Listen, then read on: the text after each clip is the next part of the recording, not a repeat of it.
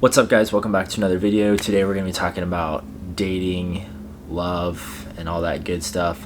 My whole goal with this is really just to restore faith and maybe give you some understanding as to why you feel like maybe you're just striking out, or you just find it, increasingly difficult to form that meaningful emotional connection with someone. Before we do dive in fully, I just want to say, I feel like in our culture now especially, there's a lot of unnecessary pressure that society puts on singles to find the right person, whether that's coming from your mom who's asking you when you're gonna have kids, or you see another episode of Love Island get released. And I think we can all agree that on a much larger scale, there's so much more energy that's being placed into finding the right one rather than this intrinsic relationship that one has with him or herself. So when you have a culture that's placing this emphasis on finding the green flags in someone, what to look out for on dates, things like that, it's useful to know what you want. But I think the most important relationship within a relationship with someone is that relationship that you have with yourself. David Dita has a book called The Way of the Superior Man, which is one of my all-time favorite books. He quotes, "Intimacy is about growing more than you ever could by yourself through the art of mutual giving." He goes on and says that the most loving women are the ones that will test you the most. And I like to think of that, in other words, as true intimacy exposes weakness. When two people get in the relationship, you can't hold back those parts of yourself that seem less desirable, ugly, because eventually, if you want to grow, if you want to go in that next place of intimate spiritual bliss with someone, you have to allow yourself to be seen in this naked light so that love can grow. Find someone to heal with, because your greatest power is your ability to be vulnerable with someone. So now story time. So there was this girl I used to work with back a few years ago, and every day she'd come into work, we'd laugh, we would tell jokes to each other. We were really good friends. She worked in a department close to mine, and so we'd always talk about this, that, and the other. But anyways, when COVID happened, our company at the time went remote.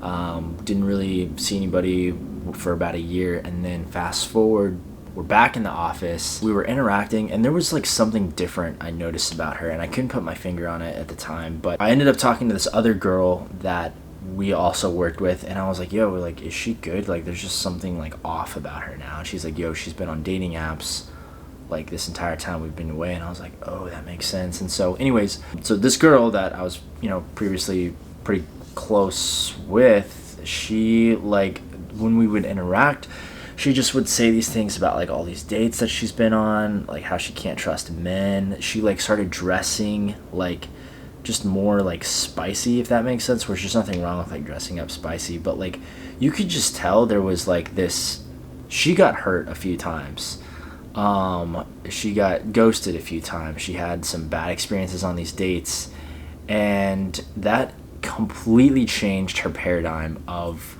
men. She was kind of always flaunting her independence from then on out too. She was, I guess, in other words, she was in this really masculine frame.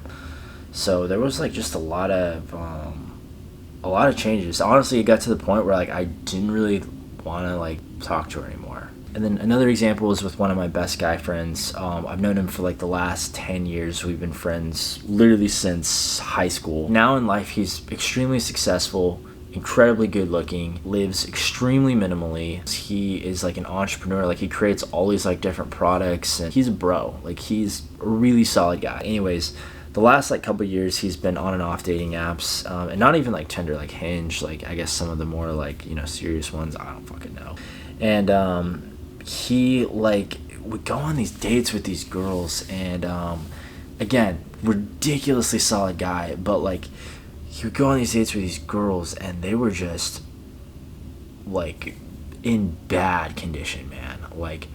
Not taking care of themselves, very lost in life. And he would tell me these stories of he would just go out and be so disappointed, and I'm bro, don't allow your self-esteem to be thrown off by damaged women. And honestly, I think a huge reason why dating apps are really difficult for men is because most all these girls have had negative experiences with just fucking weird guys that are trying to send dick pics or just trying to, get a quickie or whatever the case is. And so when you are interacting with a girl, she's already gonna have like her front up, and so you kind of in a way have to prove that you are not, the last 5 or 10, 20 experiences that she's had with a dude. So you have to make these progressions forward to like prove that you're a good guy, which you in a way start out in a defensive standpoint.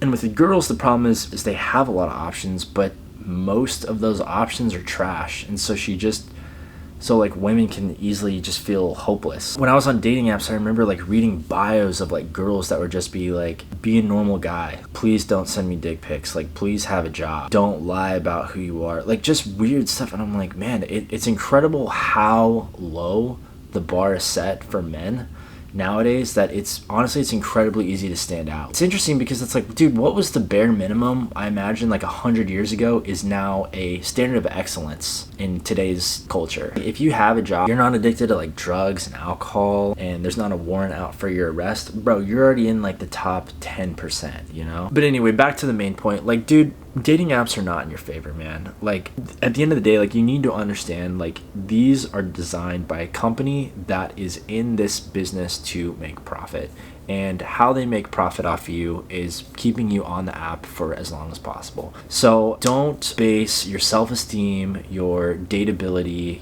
how cut out you feel for romance based on the business model of a dating app. Allow some of that to have some perspective for you. I think that would really help maybe not feel the need to take things personally, and certainly don't allow that to skew your perception of what men are like or what women are like, because I promise you, people are more than their profile pictures and what their bio has. I think what a lot of people would find is that deleting the app, investing in the relationships that you already do have around you, that would eliminate like 99% of the problems that you have maybe that are surrounding your self-esteem or your questions of worth. With these dating apps, it's like going back to your middle school cafeteria lunchroom and expecting something that you would find at like a exotic Brazilian steakhouse that serves a fresh cut of lamb that was prepared by Gordon Ramsay. It's like, do you really expect to find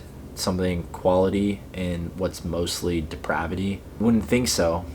You're too good for these apps, bottom line. But recognize your desire to be with someone. There's nothing wrong with that. Like, that's a beautiful feature of your human existence, is to experience and share that with someone. So it's like, don't for a second get down on yourself because maybe at night you wish someone was there, or you find yourself daydreaming about being with whoever. It's like, dude, there's nothing wrong with that. Like, that's good. Like, you should want to be in a relationship. Like, that is what's kept humanity going for thousands and thousands and bajillions of years, is procreation, the act of being with someone. Like, that's a good thing. But realize, like, the best love is almost always unexpected, and better to just love yourself and let love find you out.